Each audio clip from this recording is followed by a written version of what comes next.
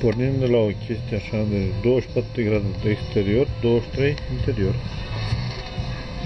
Mai în peltier, un radiator, două aparate de măsură, unul arată tensiunea, asta măsoară curentul, că nu sunt chiar așa jucării, Edison DM383, asta e un JAP 2905.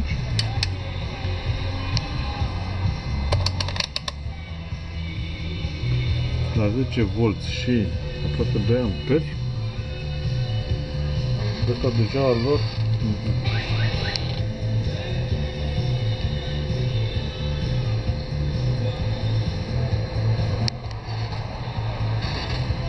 aici am pus un cauciuc de lasă. E rece, chiar e rece.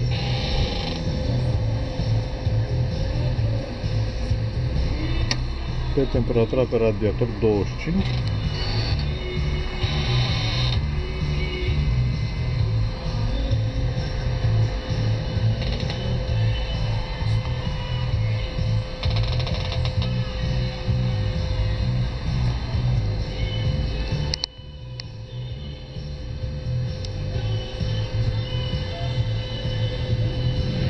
Dau maxim cât poate sursa.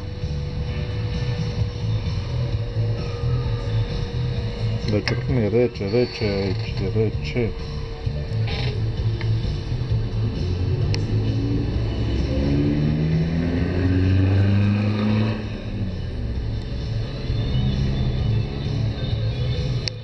Mai lucrează pe la 4-5 amperi, deci e clar că nu...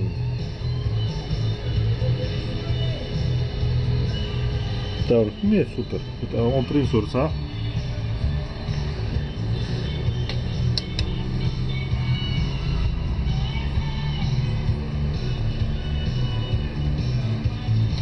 Le opresc de generator, dar nu contează asta. Să revin. Și aici apare tensiunea de 0,2 V. Deci un fel de efect invers, dar e slăbuț.